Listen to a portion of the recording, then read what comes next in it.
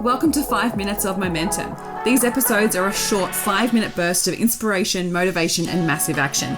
If you need that little kick up the butt to get things moving and to inspire you to take massive action, then every single Thursday I'll be sending you through a 5-minute episode to download, digest, and implement to finish your week off strong. Are you ready to get started? Let's go. Welcome back to 5 Minutes of Momentum. Today I want to talk to you about the words to remove from your vocabulary if you want to make more money.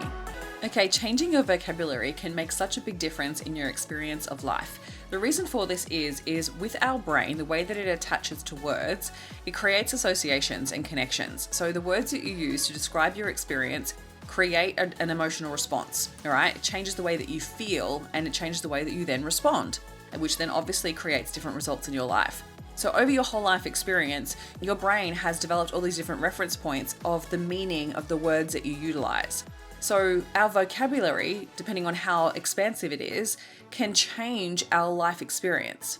So often what happens when it comes to money, we often have a very limited vocabulary, and so that we're literally experiencing a response, an emotional response to the words that you use when we describe anything with regards to money and in our business. So let me give you a couple of examples. If you're using the words can't afford, expensive, if you're saying the word rich but in a negative connotation way, recognizing the emotional impact of the words that you use and how they make you feel, because if they make you feel like the wealth is impossible, if it makes you feel like it's dirty or disgusting or untoward or anything negative, then that's going to be your experience with money. The other keywords I'd love for you to remove from your vocabulary, especially if you're a business owner, are things like I can't, right? We want to replace that with I can, I will, I'll figure it out. Maybe is a nothing word. Another word like that is hope. Hope is useless. I hope this will work is a useless piece of language because hope is a non-action word. It doesn't actually activate action. It's a staying and waiting kind of energy, right? So the emotional response that you have from hope is hoping, wishing, and praying. Like that's not going to get you anywhere. It's not going to help you taking massive action. It's not going to have you achieving next level results in your business.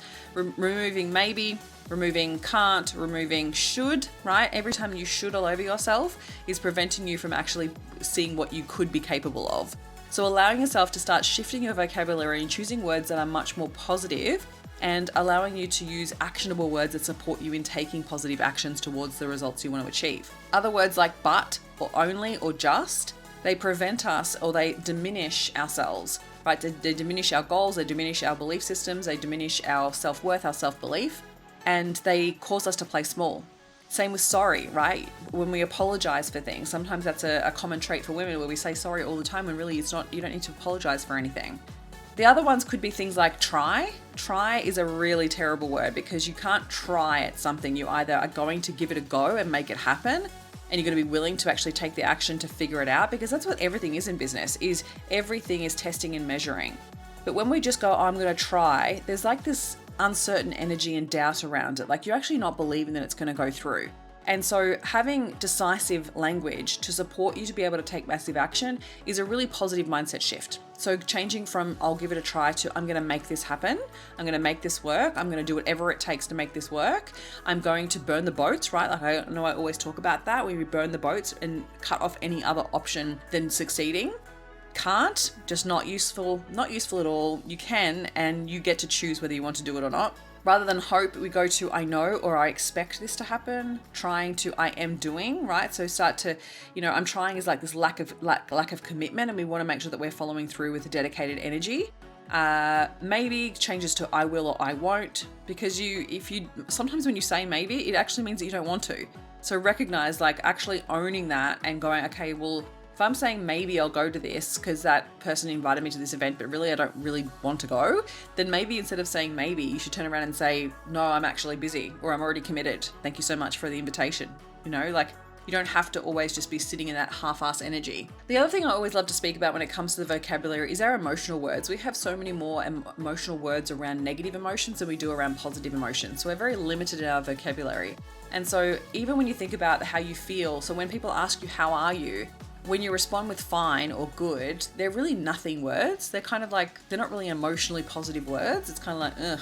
Whereas if you choose to say, well, I'm great actually, like allow you to feel that, you'll have an emotional response to that. Or I'm excited, I'm exhilarated, I'm so joyful right now, I can't believe that I get to live this life. When you get to celebrate your life with the words that you choose to describe, your energy in your brain will support you in feeling good as well with that response to that word. So if you're ready to stop limiting yourself, I would start replacing those old words and start placing them with positive, actionable words, and then also starting to choose more positive emotional words to describe your life, to describe your experience, and start to choose and speak into existence what you want to have happen instead of thinking what will happen. Allowing yourself to step into that next level version and start speaking about it. So I even use things like, I'm working towards this. This is actually coming out for me soon. I'm working on this.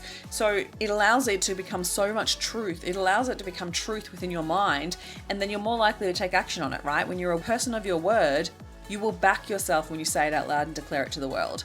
So I hope this resonates with you. Remove some of those words from your vocabulary. Start working on your money mindset. I have a whole mini course on this. So if you feel like you'd like to explore your money mindset on a whole new level to start making more money in your business, check out the link in the show notes. I'll pop it there for you for my 30-day money mindset upgrade. Check it out.